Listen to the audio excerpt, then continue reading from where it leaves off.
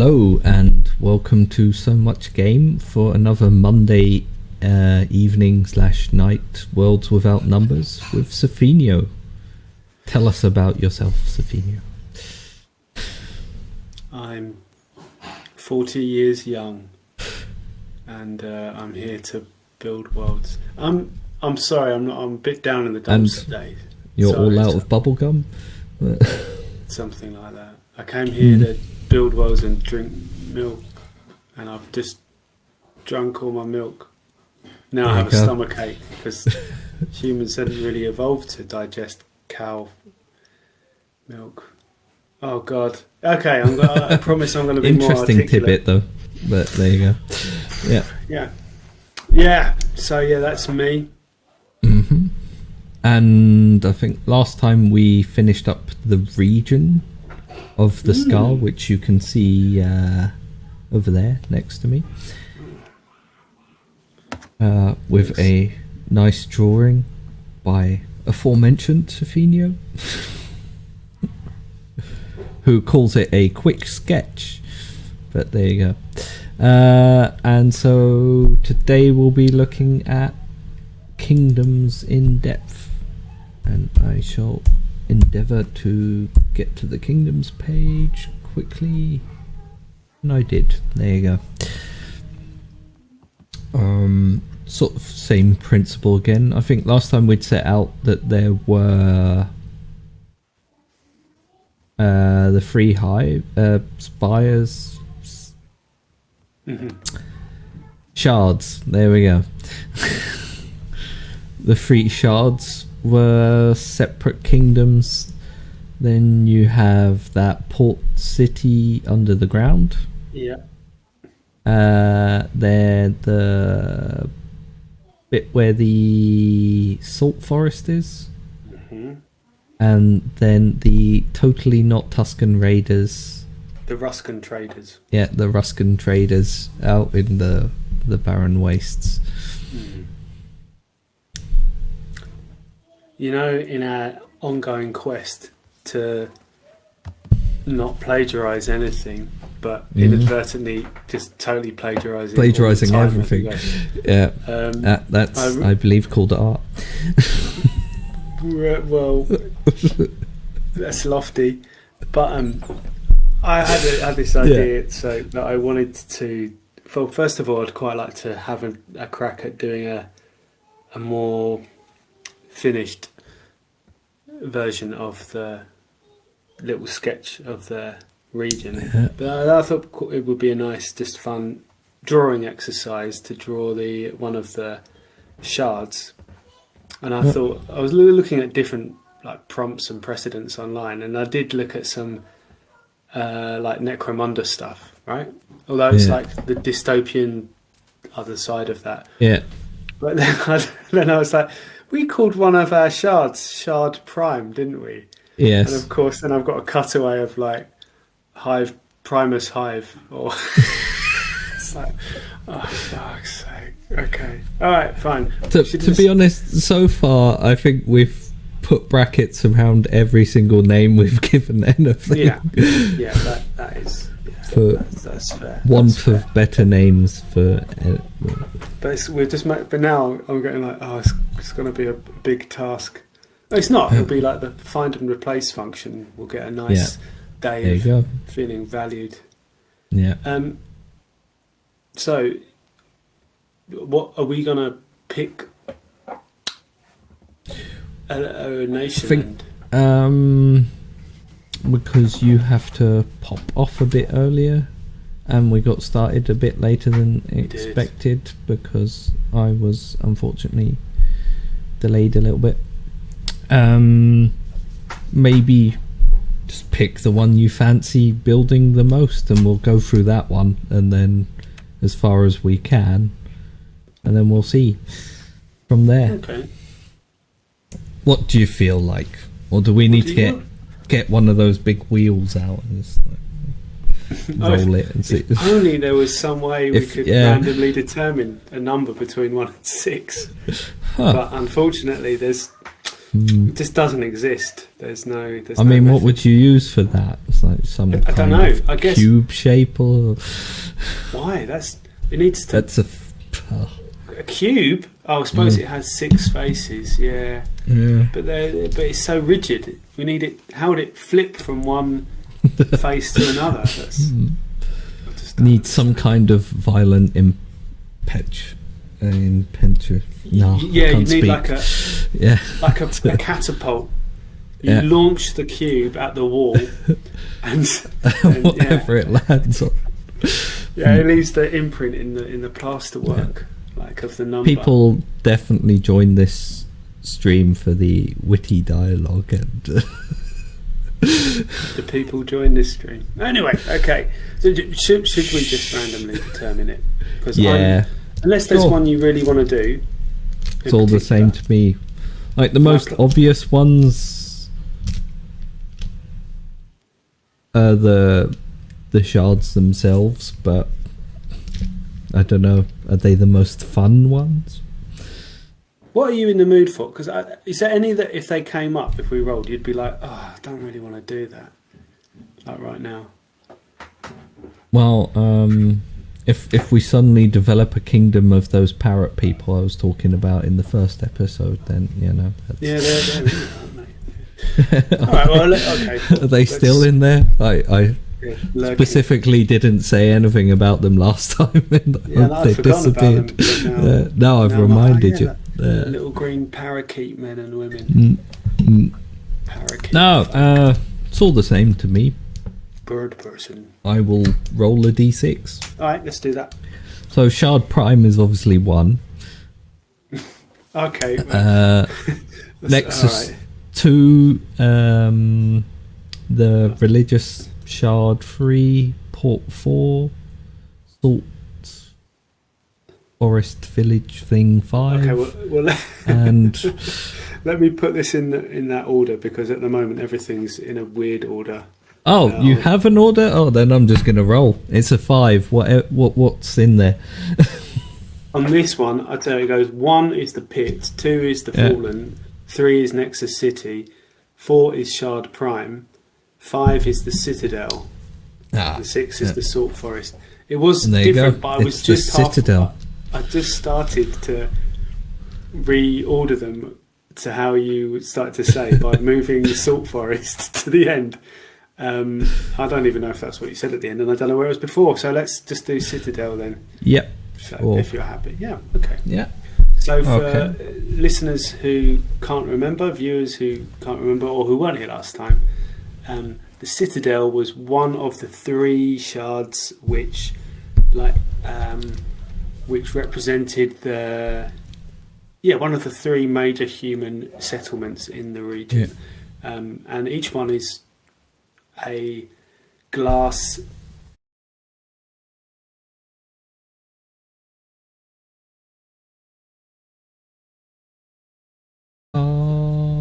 back on now, maybe, I think. Yep. So we just briefly disappeared whilst you were explaining all the important stuff. And now you have to go through it all again. Well, it's good because it wasn't very concise. So maybe now I you've would got just it say organised. the Citadel is one of 3 shards in the region. The shards are human settlements, cities, city-states that extend upwards into the sky, completely self-contained, self-sufficient. And of the 3 shards, the Citadel represents a conservative theocracy, which I think we agreed that it built its wealth upon, or the religion built its power upon a salt tax, and it built its wealth upon access to water, and in the pit. I think the idea was they were the people who originally founded the port city that they then have since lost control of, as it's sort of far away from there. grasp, and as more and more people from different shards and stuff travel through it and make use of it, it drifted out of their sphere of influence and became pretty much independent. That's true, actually. Thinking about it, I think the idea for the underwater nation bit wasn't just that one port as well, but that the various way stations and transport hubs have a sort of loose alliance to stop the shards from controlling them. A confederacy of independent states. Yeah. Wait. Yeah, that's right. It's not. And we've got a little short history from 2 events that we rolled up. And the first was like their origin myth was that I think we got something about an arrival of immigrants. So we translated that to mean that they were the first to arrive. The people who occupy it now arrived after crossing the wastes. And have this kind of like elect or chosen people myth going on.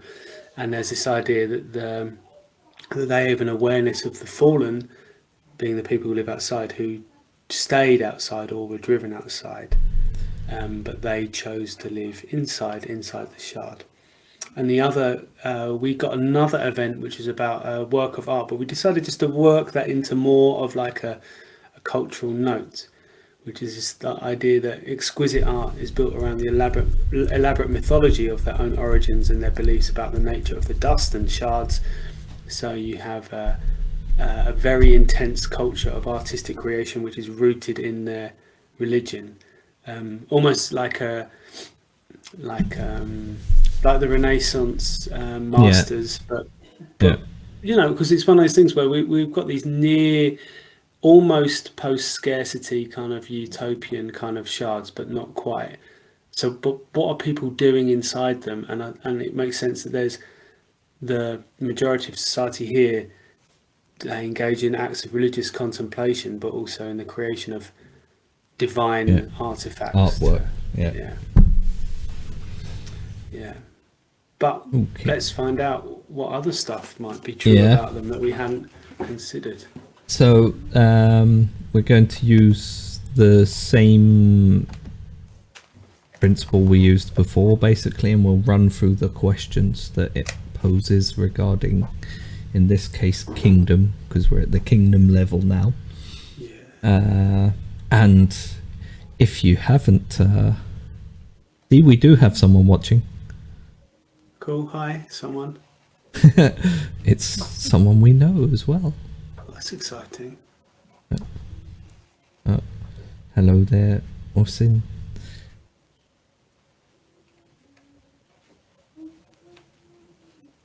I can't see chat, so. No. But anyway, so what we did, there you go. You're not going to get a hello from Sofinho. He's too important now. Oh, it's not. No, hello. But yeah. All right. So where does it begin? What we did. You should definitely, by the way, go back to the last 2 episodes and watch them. They're pretty much the same concept of us rambling on. That's not selling it, though. Really. Isn't it? Oh well. No, I don't think it is. What? Who wouldn't want to listen to us for 4 hours? Head, with each episode, it becomes more focused and it has. Rather than more rambly. We've got a lot down now, really, if you think about it, for the entire region, and a lot of ideas that form the core of each of these nations.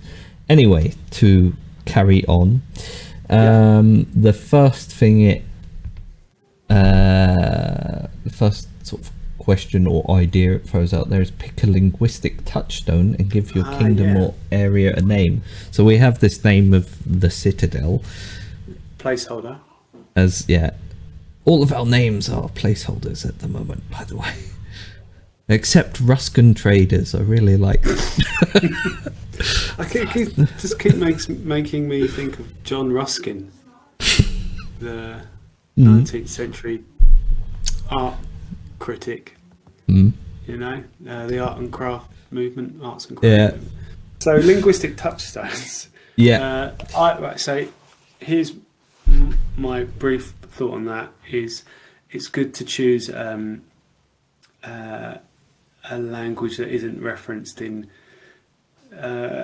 fantasy works previously, which is really hard, but it's worth doing. It's also worth doing ones which are available on Google Translate, because this isn't constructing a conlang or translating what it's giving place names a feel much. And a rhythm and a use of vowels and consonants, which is kind of otherwise which has a coherent is what I'm trying to say. 10,000 episodes of us coming up with verbs and adjectives, and that's I've had one serious crack at doing at making a conlang before, like a real proper go, instead of just like sitting down and drawing out a cool new alphabet or whatever. And it was just, I did not find it enjoyable or rewarding at all. So but I don't think it would be something I would enjoy either, so we'll not do that. So if it's like something on a language, one of the like 80 or so languages that are available on Google Translate, it's good. Also, I'm very resistant to the idea of like going, they are a harsh militaristic society, therefore we should use a Germanic language. Or like, I hate that kind of idea. Well, there's some kind of cultural determinism when people it's also it's also kind of pointless to choose a fantasy or choose a language for a fantasy setting that represents a real language that you associate things with. Like, you can do anything with it. Just because a language exists doesn't mean you have to adhere to some weird stereotypes in your head about it. And it is a weird stereotype, because like the idea that a language can be romantic or aggressive or more beautiful or more ugly than another is just so inherently subjective as well. Feels very 1700s Europe anyway. Or even later. I know. People, even now, it is part of the same thing as like measuring people's skulls and going, that's phrenologically interesting. Anyway, so I don't know. The other thing that's fun to do is, if you do choose a real world language as a linguistic touchstone, is just to swap consonants around, like to a rule. And the easiest one is just to go voiced to unvoiced, switch them over. So then they're not always recognisable as words from which the language they originate from, but they have the similar flow. So that's all. Interesting tip. There you go. Do we want to sort of pick 3 similar linguistic touchstones at this point for the 3 shards, as they're going to be associated with one another? Right. And that means picking a language which has 3 close relatives, or relatives that are close enough but different enough. Because, like, for example, if we had 3 Romance languages, could get pretty boring, because like you look at the French, Italian and Spanish vocabulary can be really close sometimes, especially for stuff like geographic features or whatever. Not always, but then you can, like, purely because I live in Belgium, this comes into my mind straight away. For instance, for the case of this shard, the Citadel, you could have some part where there's a cross of two different language boundaries. Okay. So, like, Yeah. in that case, yeah. Hmm? I think, no, I might be wrong. There's like a word for it, like where you have like a linguistic border, and I think it's an isogloss or something like that. Just, because obviously this area is pretty much one where Germanic and Latin languages meet. And that could call back to the fact that the Citadel, you had these at one point one group of people, but they kicked out the Fallen, or the Fallen didn't ever come in, and they may have a slightly different because otherwise we're going to end up with basically every single nation is going to have a similar language in some way, or one that at least touches on each of the other languages, because they have a sort of shared root. Right, so imagine we decided that they were all we used Slavonic languages, right? Or Slavic, I don't know what the correct term is in linguistics. I think it might be Slavonic. But then you could have quite a big difference between... Yeah, that's true. Yeah, right, because you could go from, like the Central European languages like Czech or Polish are closer together than, say, like in the East, like Belarusian and Russian are really, really close, or and then like Balkan Slavic languages as well are quite distinct, right? So then you could choose from that. That would be an example that could work kind of nicely, maybe. Yeah. But we don't. But then people go, "Oh, why are they all Russian in the desert?" And then that's why not. They're not Russian. No, we're just using it as linguistic. That's precisely the point. Like, you don't need to associate the language with what you associate it with in real life, because it's a fantasy setting. Yeah. And then free your fantasy settings, people. You could keep them fantastic. Fantastical. But then you could have you were talking about having like an older language that's unrelated underneath, or like of a different population. I'm going to propose we put it to one side, because I think it's going to take a bit of thinking, I think, as well. I think it's a really in-depth question. We could probably rattle on about it for the entire episode and still not have a definitive conclusion of what we want to use as a base. Yeah. I think, but I was just thinking it could be quite interesting to do. This is like we could talk about it later, but maybe if we went for, because there's a lot of interrelated Indian languages, which are also quite distinct and have distinct vocabulary. And that's true. And also, if you went for like the North Indian, which I believe have like the Indo-European roots rather than like Dravidian in the south, you could get some crossover with like Farsi and Pashto and like Central Asia as well. So it's a very broad group. Yeah, you can take entire regions that previously formed one large kingdom as well, but have diverse groups of people in it as well. It's also like on Google Translate, they've got a lot of indigenous languages of the Americas as well, and they're really diverse. You have groups that are near neighbours but speak completely. It's really interesting. Anyway, let's. I think we should have a chat and let people know what we conclude later. There you go. Also, if you want to make any suggestions, feel free to. There you go. So I'm directing that purely. But there you go. Yeah. Cool. So the next bit, well, we've given everything a name pretty much. Yeah. So that doesn't really need to take up any more of our time. And then flesh out its history. So we already have an event or two related that we generated at the regional level.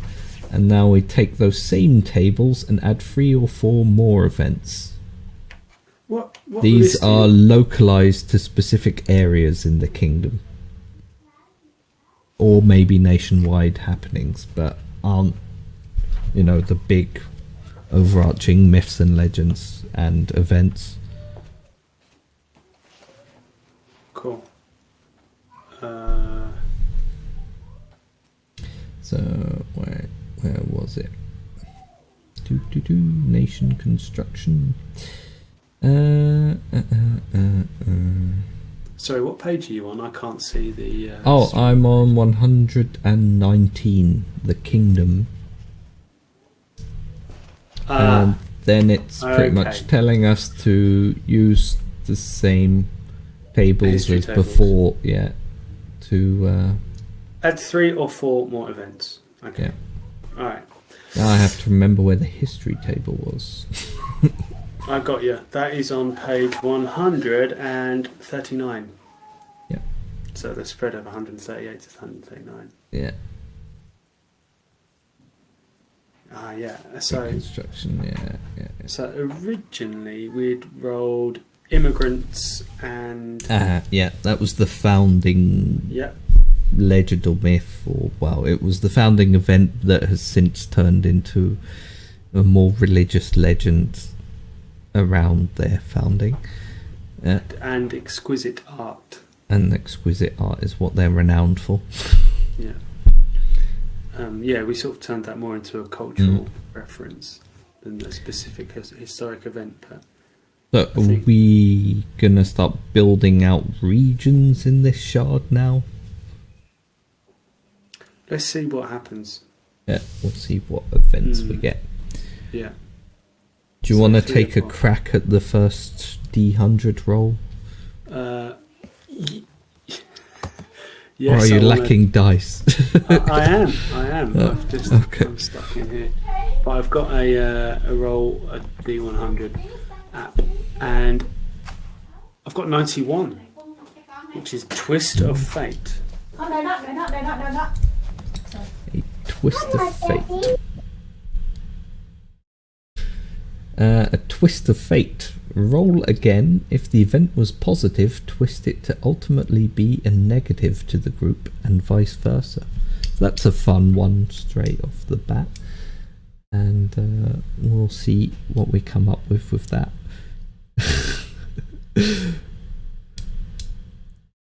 Unfortunately, Sofinho has been invaded at the moment by a rampant toddler, which I can sympathise with.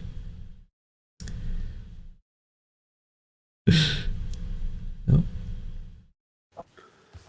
Yeah. Okay. My second roll for Twist of Fate. Yeah. 56, which is magical tech. So we have to. If the event, I think it comes up as positive here. It says the group developed a useful and widespread magical tech or infrastructure that may have survived into the present. So we have to twist that to be something that's not good. That has,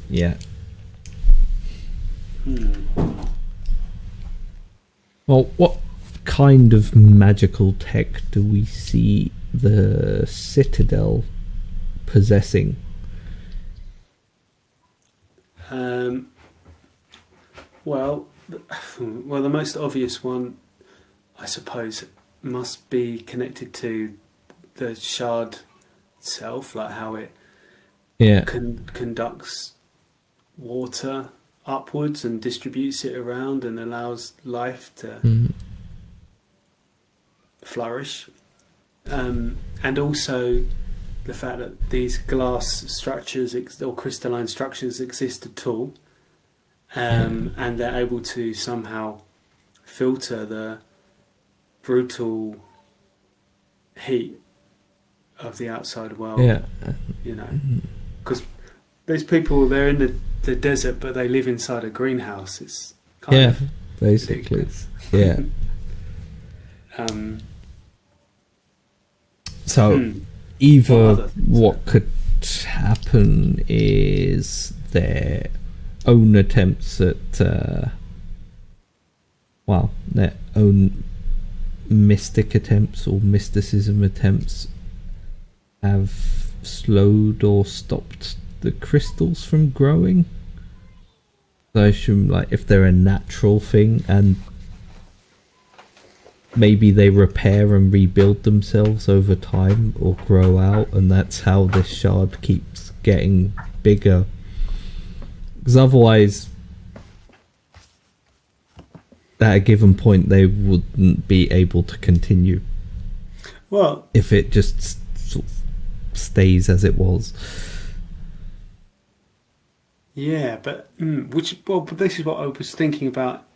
After the first session, we had a short chat about this, like the idea that if these nations are self-contained and they aren't actually growing upwards, then you'd have to have some kind of population control in place. Yeah, true. And I don't know if that's something that's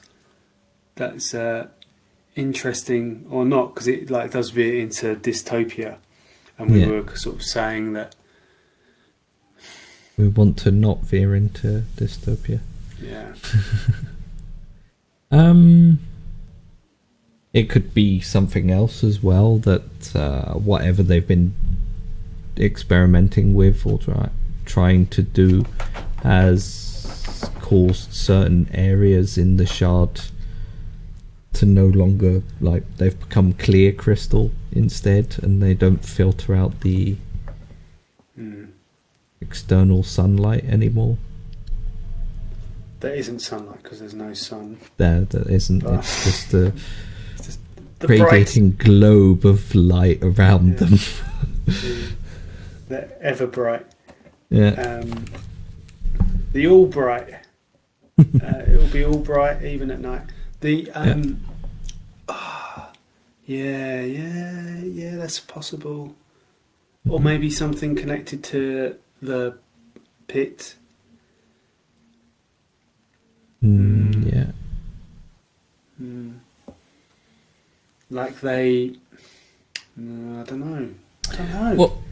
What are we?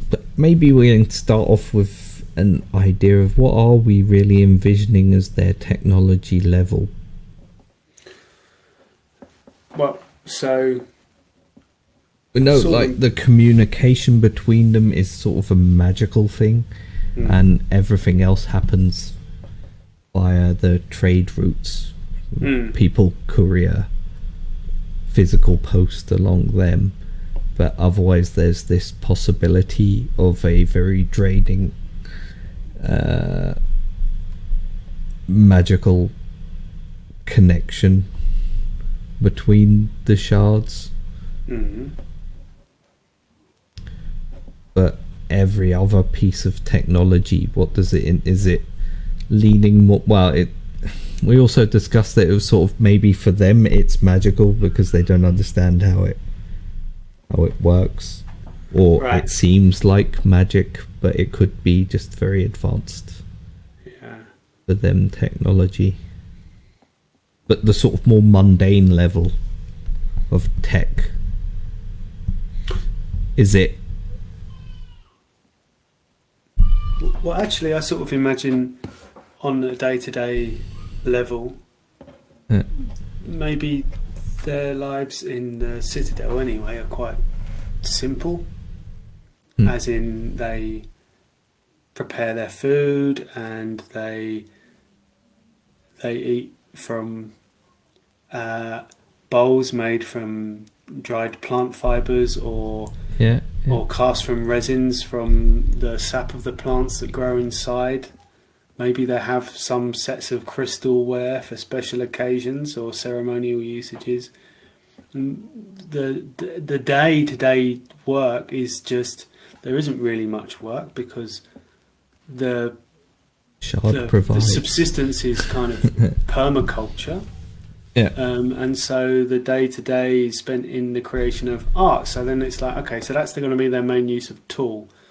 So what is that? And what I was thinking of was like, if they're making ornate carvings, for example, either in wood or another plant material, or in crystal, they might be using like very high pressurized water jets, you know, so like you can like just and that's just like, is that just part of the shard? Is there like a pipe and you just plug something into it and there's a pressurized load of water just spurts out and you just start aiming that at a rock and eroding it until you've got an image of an icon or your deity or whatever created, and or even just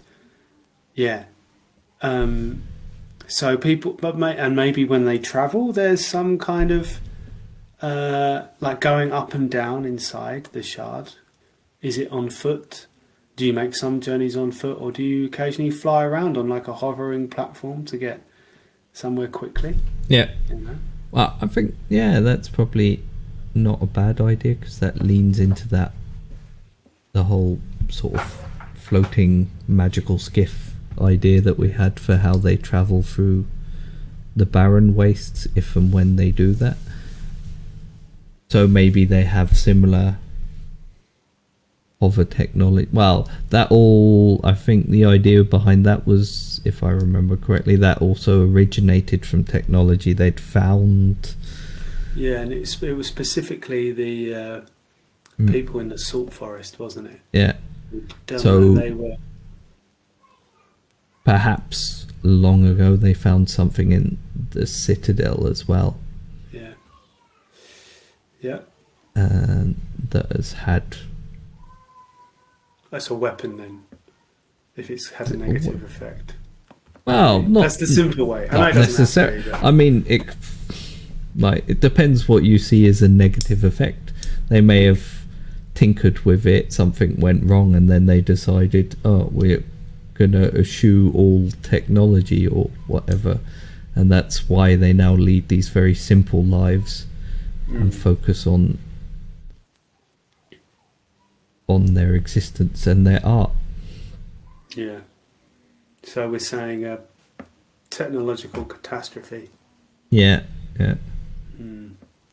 Well, yeah, maybe they found technology to start with already in the shard, in the Citadel, and then they tried to either improve upon it or understand how these things worked, and just that caused a calamity that's now, as a result, has caused them to sort of shy away from technology in general. Then we're sort of making it a big monastic, like they're basically the giant Trappist monks of shard of the region, but they have, they have families and reproduce, so they're not entirely aesthetic. No, I mean, just like the sort of idea, it's this religious giant religious shard where everyone lives simple lives. Is a bit monkey. It is monkesque. Monkesque indeed. Even but then going back to your earlier idea about like a panel or an area of this shard has been or maybe that was no longer filter, damaged in that calamity, and that serves as a reminder to the pious to adhere to these principles. Perhaps even a pilgrimage is to go and place yourself there and like almost immolate yourself in this like intense this heat. Then there's people who have like burnt their skin to an absolute cinder by the exposure to this horrible solar radiation or not sunlight. There is no sun. Because Yeah, we've sort of implied that people have long, healthy lives, and perhaps in a society like that, where you have people who go to these extremes and end up shortening it, they have some elevated status. Because they're gonna die soon, because their bodies are ruined and they're full of, the consequences. Sort of also that idea of why would people go adventuring in this world where everything is taken care of for them, or they're well provided for, and live in these utopian green superstructures. But it's probably indeed after a while it's sort of maybe a kind of boredom, or just seeking something else beyond the thing that they live and deal with every day. But no, I do like that idea of maybe they've eschewed technology because of a magical disaster. And it still fits in the non-dystopian utopian nature of these shards, because it's negative in a way, but it doesn't outright make their lives worse, because they still lead, although simple, they still lead these long and healthy lives where all their necessities are met. Cool. Well, let's move on, because we're going to get stuck on their history. That's good enough, I think, for now. Yep. Okay. You could just really spend entire days doing this, couldn't you? 98 total collapse. Whether due to war, civil strife, magical curses, or sheer decadence, the group society collapsed into an anarchic chaos for a time. Does that really apply? Lost you then. Does that really apply? Yeah. I feel like it's a stretch. Unless that was shortly after they discovered the shard. That would be more fitting, probably. Yeah, then you could work it into and perhaps it's also something that's very, for most people, is relatively or completely unknown, because it could also be part of the cause of this rift between them and the people they've started calling the Fallen, and told everyone else in all of the shards and the region that these people are called the Fallen. To tie it in. Because if old Ruskin, if a part of the shard was permanently damaged, maybe everyone who originally lived there, they just had to evacuate, and they weren't. Maybe they were the ones who, like you say, they did the tinkering with the technology, which led to the disaster, and then consequently they were scapegoated. Fallen were outcast for that. That ties nicely, to be honest, in with the idea that they are also involved with protecting, or at least aware of, these, well, both the big machine in the bioluminescence and the new one that's been discovered in the obsidian, because probably they're more inclined to look for technology, and they have this history where they know it's here, and they've found it before in these shards, so there must be other things, and that's driven them to go searching and ultimately find the bioluminescence and stuff. Cool. There you go. The more we learn about the Citadel, the more We More learned. makes sense. Yeah. Well, I've just rolled a magical disaster. Again. I'm going to flip the around. Yep. That was a 53. So let's flip it to 35. A good Which is- wizard. Good wizard is never late. No, is that right? No. Arrives exactly when they need to. Some magic using entity of great power protected the group, taught them magic, or otherwise assisted them.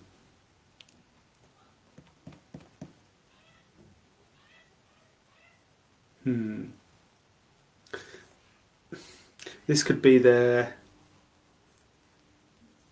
like we've established there's almost a papacy, Yeah. or there's a high from our previous sessions. There's a rigid church hierarchy with like a patriarch or matriarch at the top, and that individual could claim descent or something from this. From the mythical- original mythical individual that The good with some magic using entity of great power protect the group, taught them magic, but otherwise assisted them. So that could have just been the person who led them out of the darkness, or not the darkness, but the It doesn't have out to be of the light and into the precious dark precious ages. into the precious darkness that doesn't exist anywhere else on the planet. So I mean, I imagine if there's no darkness anywhere, you'd probably be very happy if you found some. Yeah. Also, if there's like the metaphor of like illumination and enlightenment, instead it's like dim your mind, dull it, cloud your judgment, obscure your thoughts, obfuscate them. You know, escape from the stark reality and just retreat into like confusion and ignorance. You know, so maybe that could work. Yeah. So I'm just going to write down. Yeah, we Magic don't Pope really Wizard. need to. Yeah. Like, we keep going into great detail when all we really need to do is set out sort of a overarching idea. Cool.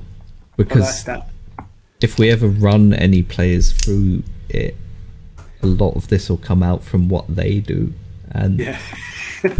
so They're not- there's no it turns need out for they're us to not go, interested. well, did you know that 20,000 years ago the good wizard Yeah. The key to fantasy roleplay setting is to create it's a rigid Tolkien-esque timeline. Tolkien-esque calendar. timelines with entire family trees. Yeah. Lineages for everybody. I managed to Lineages. once again roll total collapse, but we can't go for that twice. What So does that flip round to? that flips to xenophilia. Ah, okay. The group adopted many customs from their neighbours, and many foreigners joined the group. We could also make that sort of region specific in a way, because these events aren't necessarily all nationwide events, so there could be an area You mean a region within the shard, region. yeah, Like yeah. like, well, basically a borough within the shard that is like, oh yeah, maybe the one that is closest connected to the tunnel that leads down to the port is probably more accepting of foreign influences and things like that, because they have more experience coming through there. There's probably also a big market there. Yeah, most likely. I think we've said that nearly every region is either a nexus, so is like that, or has a part that is a nexus. So Yeah, so no. that's cool because that's 4 anyway. Let's go to the next the kingdom level procedure. So we've just got a few extra historical events to flesh out the history a bit more. Decide how it is ruled and identify the ruler. We established in a previous session this structured sort of church, didn't we? Yes. And I think that implies that the ruling authority is this kind of patriarch. Yeah. We did start talking about how that would be kind of an illusion, but I think that's when we were sort of just thinking about it as being the way that Nexus was set up, but then we flipped them around because it fitted more. So it definitely became more structured and adhered to. I think the bottom layer is probably still has these sort of things like elements of ancestral worship or local spirits or things like that to it, but there's a lot beyond that sort of bottom layer. There's a lot more rigid hierarchy, and people adhere to these very defined. Do you want me to have a look on page 132 for things that could government structure, tables? So it is a single nominal monarch, so sort of pope figure. Yeah, it's a theocrat. And the ruling class is clergy of one or more local faiths, but it's one clergy of a local faith. The source of their legitimacy is, they're enacting the will of the dust. Or perhaps they believe themselves more connected to the dust in some way. Yeah. What's this?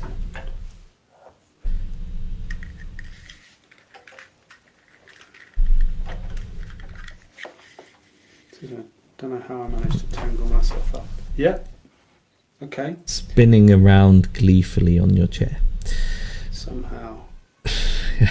without us seeing it at all. And servants of the ruling order, agents of control. It's not really as I don't roll think for there's that, much but to control. No, it's not like it's an oppressive. Don't think the idea is it's an oppressive regime or religion, but where people get dragged away for except the terrible heretic who plunged into the depths. And so there was some kind of this prophet who's down below is he or she or they are a heretic of some kind. And there was a possibility as well, or a conspiracy theory, that maybe they were put there by the clergy. Sent there by the clergy, just to cause some disruption in order to destabilise this new region, because for some reason the Citadel wanted to lay claim to the pit, to this underwater network. And so there's someone that has an agenda, or there's a body that has an agenda there that does want power, and they want that because the clergy as a whole. Yeah, go for it. Sorry. No, it's because there is a slow decline. There is a slow kind of corruption. Not like I mean, there's a withering of society, and the shards, like we see in Prime, where they're not outward looking, they're starting to realise that the little things that they depend on, the few things they depend on from the outside, are becoming rarer or more expensive to come by. and the outside is becoming better at supporting itself. So there's kind of a switch in the balance of power, and there's these new frontiers of the bioluminescence and of the, which is again, it's making the old order kind of start to feel the pinch. And one of the ways that the Citadel is dealing with that is thinking we need to make moves and reclaim this part of ours. So there's probably an element within the clergy which is that no, everything's fine. We can just carry on. The dust and the shard shall provide, and you know our duty is to contemplate divinity and create things of beauty. And then there's like a radical element within them going, no, we need to like start carving out, spreading our control to other. I think I can see it sort of as a more conspiracy, or like a conspiracy of high-ranking clergy have created something more Section 31-esque. Where they're sort of they're trying to influence and control other places now slowly by just putting destabilizing factors in things and using overly complicated plots. Also, this does seem like a very fun period to play in as a player, because it's very like everything's in flux. It means that there's a chance for them to have an influence in how that resolves itself, because it's not like there's a clash between good and evil, or the forces of darkness and forces of light, but there's a big disruption and lots of factions. is a potential for a clash between the forces of light and the forces of darkness, being the shards and the people who live in the ports. They're not the strictest sense of, they're the literal sense of. What about the fallen though? Where do they fit in? Because they live outside, or they travel. They're part of the forces of light, but they like to dwell literal light. True. They like to. They like both. ¿Por qué no los dos? So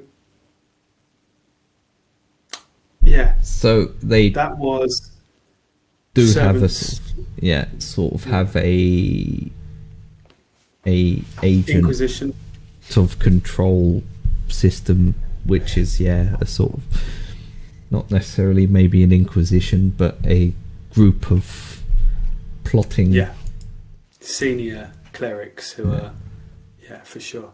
So trying to ensure the continuation of the Citadel. I like the idea as well that their plots are really complicated and rely upon a lot of willing idiots and fellow travellers but maybe people who don't know what's going on at all. It's like just high level 4-dimensional chess. A bunch of moving parts everywhere. And then within that group, there's obviously machinations. Other people are like kind of. Well, that's the thing. They're not used to it, so once they fall down, it's a relatively new thing that they've started doing. So once they fall down that hole, then they're like, oh, but this person wants to do this plot a different way. Perhaps they're the threat after all, and then start building up plots against their own plots with plots for and contingency plots. In case plot A and B fail. Cool. The form form of rulership. Are they divinely chosen leader of the land, or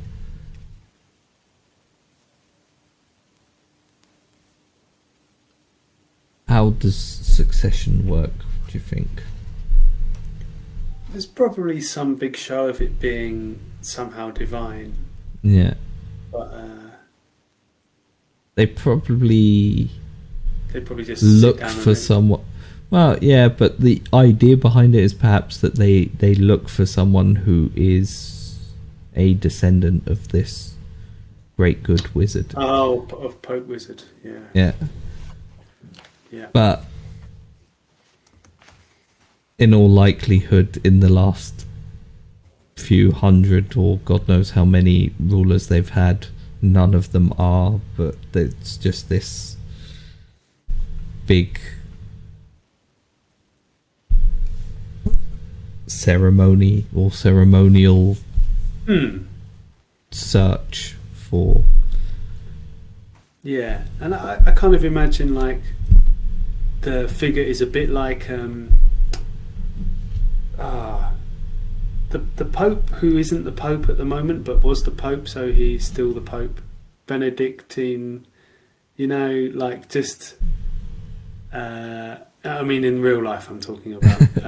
It's like, what? Okay. You have names for them? And but like, so he's quite like detached, scholarly figure, kind of probably just wanted to write,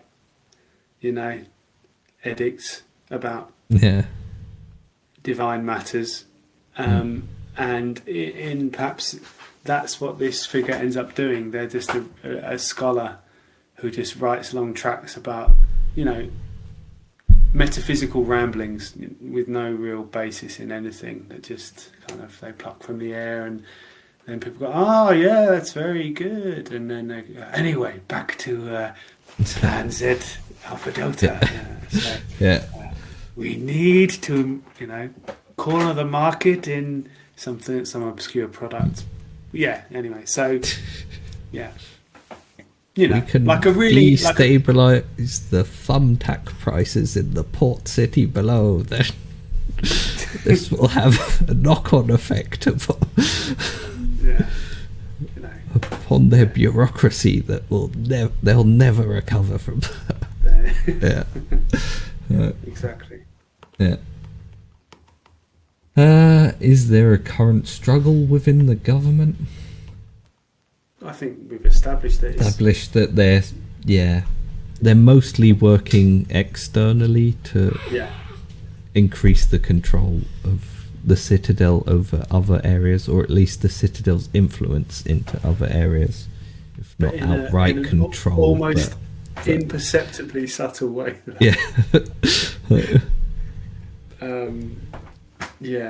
And then they are partially kind of conspiring against one another, but not in an almost imperceptibly subtle way. It's not outright like knives in the back and things, but they whisper to the person next to them, oh, did you see that Bishop whoever dropped their fork at dinner? Oh, must be on the sauce again or something. I noticed they picked it up with their left hand. Oh. I do not know if you recall the ancient text of that no one's ever heard of. Of course I recall such a text.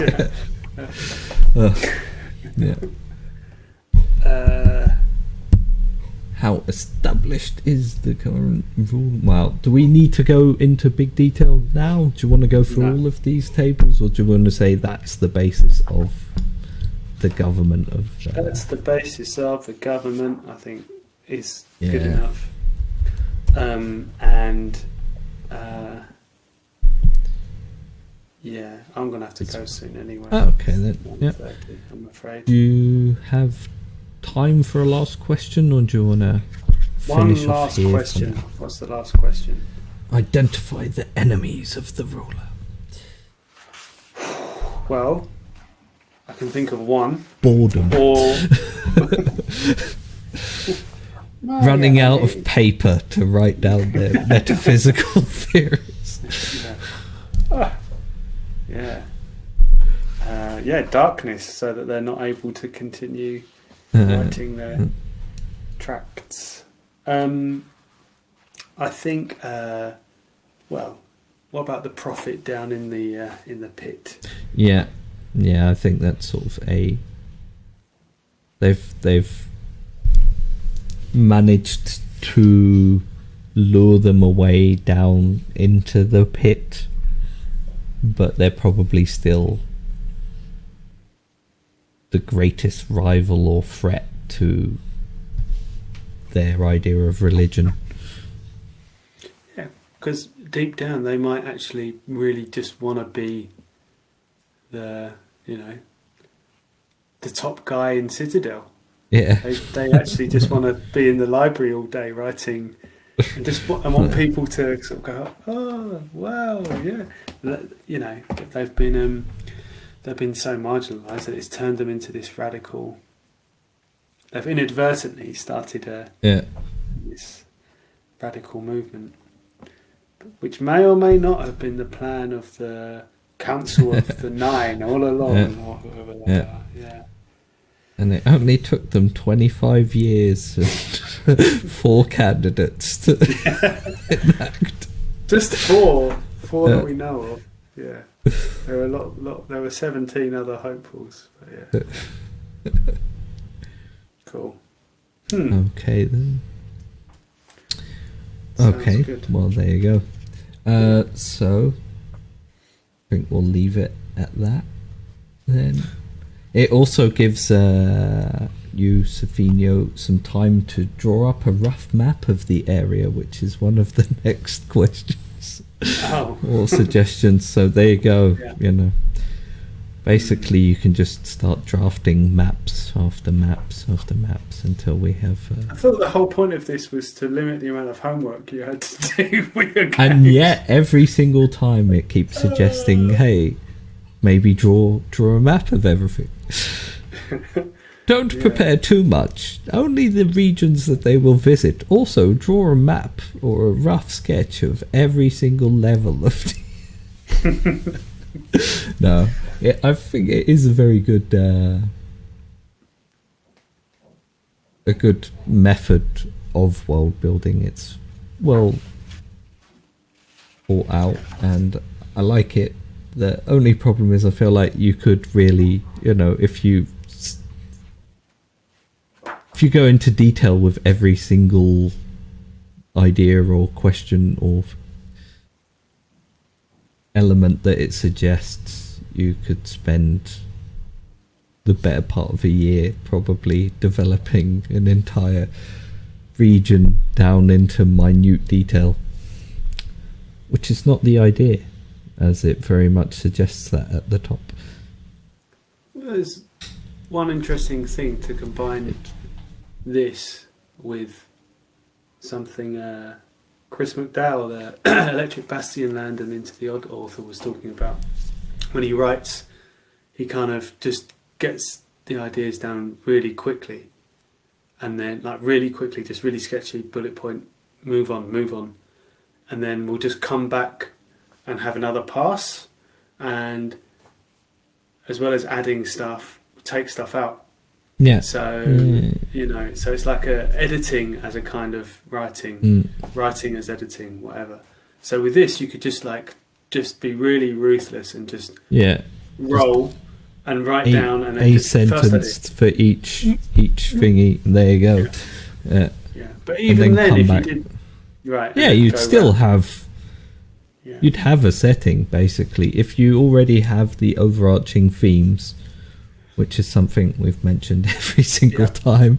But if you start off with a theme and then you just roll on all the tables, you'll end up with a good idea of where your setting's heading at the very least. Because I think what it does hit upon is the thing of when you're building a world, that you often start with a big idea, and then you probably have quite a clear idea as well of how that will look at the micro level, if you like, basically the character level. But then it's all the stuff in between. So between like the big concept and the epic plot or the world what it is, and the type of world it is. And then in between, people just get caught up going like, you find yourself like, I remember doing heraldry once for a world I'd done. I was like, what am I doing? It was fun. And up to a point where I was going, God, I've got 9 more of these to do. And then I'm like, but why? Yeah, that's the sort of thing. Not only was it like no player ever saw that, it was like no human ever saw that. That was just like, oh God, yeah. That world building is always, you have to do it to the level you find it fun. Anything beyond that, and have time, obviously, but anything beyond that, if you're just creating work for yourself, like. You essentially, become a mini deity of this little domain that I have to work out the next structure for it. Praise be Sofinho on high. He brought us the heraldry of our nation. Yeah. God. But, yeah. That's funny. Anyway, where do they all go? Thank all you. These imaginary worlds. Yeah. All the people who live there. What happens to them when you stop writing about them? Oh well, They die. You kill them. that depends on like whether they exist in linear time or not, or if they always, like everything else, it always exists in the moment of time it existed in, which is an entire world within itself. So You're comfortable just to snuff that out. Well, it exists forever because it happened. Yeah. If you just hold it in that moment of time, there you go. Yeah, it's quantum bullshit. Okay. Thank you very much. You started it. You're like, what happens to the non-existent fictional people that we've created? Do they die, or if we don't think about them? You started getting metaphysical with me. Anyway, thank you for watching. I hope this has at least been entertaining. And yeah, I think we also have a fairly clear view forming of the Citadel. It was a bit of a short stream because I got in, or got everything set up quite late, and Sofinho can't stay too long. He probably has to watch the football or something. I don't know. That's the main reason people cancel on me at the moment. That's worse. Stay here. We'll just keep going. Who wants to do work? Not me, but I don't want to. This is why I have to explain to my children. My child. Like, just because you don't want to do it doesn't mean that you don't do it. No, it never changes. You spend your whole life doing stuff you don't want to do all the time. That's not right. For a bunch of people who don't appreciate it anyway, as they shoot cars into space. No one in particular. Anyway, thank you for joining me, Sofinho. Thank you for joining me, everyone in Twitch chat. And and if you're watching this on YouTube back later, feel free to come join us on Twitch next time we're streaming. And next time we'll go into more detail on the Citadel and look at some more of the nations. Anyway, we have been So Much Game. Thank you and good night. Good night.